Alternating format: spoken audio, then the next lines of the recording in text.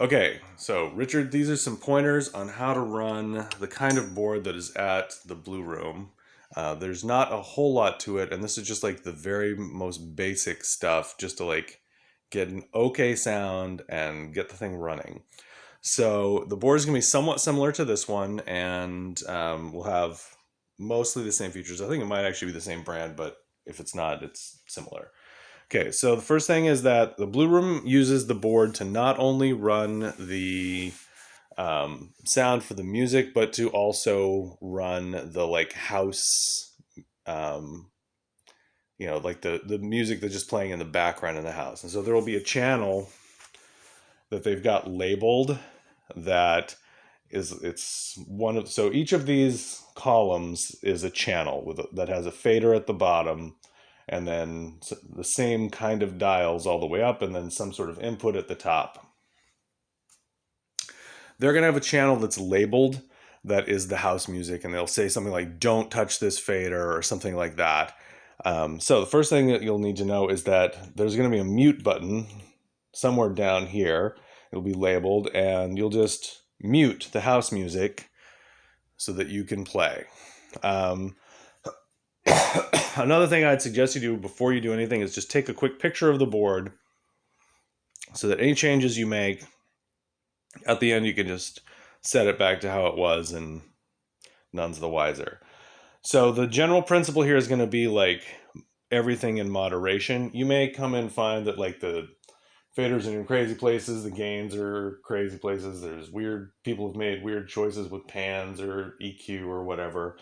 But you're going to start by saying, okay, mute every channel so that you don't get any kind of squeal or feedback or anything like that.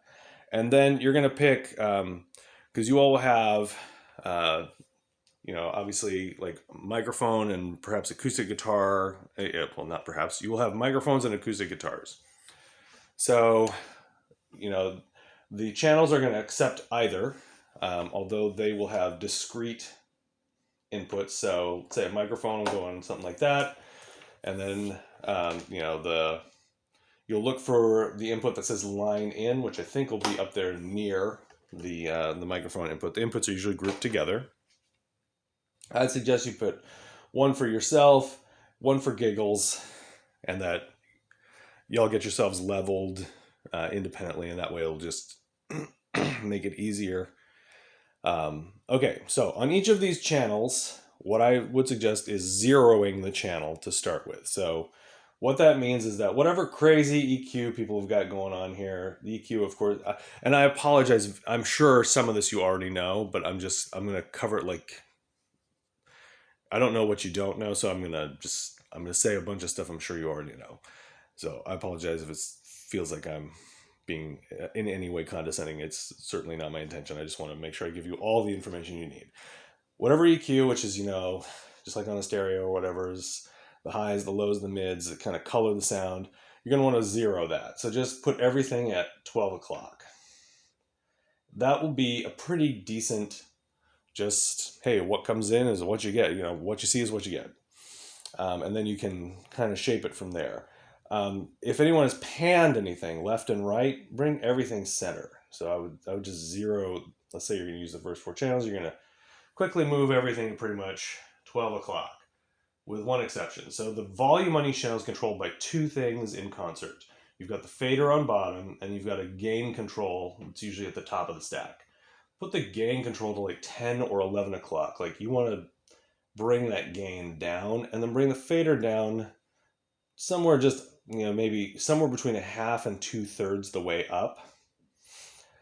This is to just give yourself headroom to not be clipping. In other words, to not be distorting the sound with too hot a signal. One thing that you probably won't have to deal with, but that you should be aware of, is that this kind of board, I don't think that their board is what's called a powered mixer, meaning that their board goes from the board to an amplifier to the speakers. Sometimes things go straight from a board to powered speakers, which are each their own amplifier. I forget how it is there, but you won't have to deal with that. You may have to turn on the monitors that are on stage, but you also can hear yourself pretty well just out the mains. So if you can get sound going at all, you're probably going to be in business. Another thing to consider, if you don't already know this, is that if you the one thing you need to know about feedback has to do with like speaker positioning, specifically monitor positioning. So don't put any speakers like directly behind you in kind of like a cone coming out of the microphone. If that cone can catch the sort of cone of speaker sound, that's when microphones will feedback. Because if the mic can hear itself, that's when you get the feedback. So just make sure your monitors are in front of you, pointed up at you, rather than in any sense like behind you, which would be unusual, but you never know where they've been positioned. All right, so you're zeroing the channel. So you're getting all the EQs at like 12 o'clock position. And then there'll be like down near the fader, like on this board, there'll be some hard sends, which are basically saying, hey, this channel goes to what groups again? And you should make sure that it's on the main. And then it may be that the monitors are a subgroup. The monitors this may also be where you send something to the monitors, but everything should be on the main. In other words, it's going to the main. Sometimes there will be a bank of other sends, which will sometimes include one that's even labeled effects, like on this one. So, oh, you want to add some reverb? There's just bleed in some reverb. And which one is it? It's number 12. And what's number 12? It's some kind of hall. So there'll be some basic way for you to set that. If you can't figure out the reverb, then you probably still sound pretty good just dry coming out of it. So having zeroed this channel, what you're going to want to do is bring the fader down, unmute the channel, and start talking. Start checking that mic and bring it up to just kind of a healthy level, and then figure out, okay, where's my monitor sends? So like here, let's say that the sends were a subgroup. Oh, I've got my subgroups down. So bring these up just a little bit until you hear them. Now these are probably already set somewhere, and this part of the board I would just leave where it is, but I would bring this fader from 0 in so that you know, hey, I'm not inheriting someone else's crazy loud setting for their super quiet microphone or something like that. And then similarly, unmute this channel and then bring this fader up with your guitar until you find where it sounds right, get them together, so on and so forth. That should pretty much cover it. It may be that the person at the bar has a basic understanding of this. The venue never has a dedicated sound person. I'm still trying to find you somebody who could do this. And I may actually see if it may be the case. My bass player is in the area, and he may be able to pop over and just give you a hand to set up. I'll have to see if he's able to do that.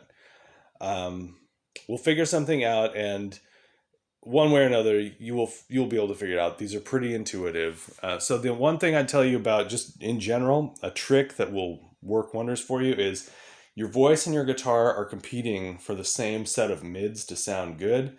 Usually, like at the open stage, one of the things that I will do is so like with these mids, it's usually a sweepable mid, meaning that these two mids, it's like typically you sound good with just a little extra high, leave the lows as they are, or even bump a little bit off. And then I'll find sort of the sweet spot for your voice is typically what's on the middle of these parametric dials. So I'll give your voice a bump and cut the same amount out of your guitar.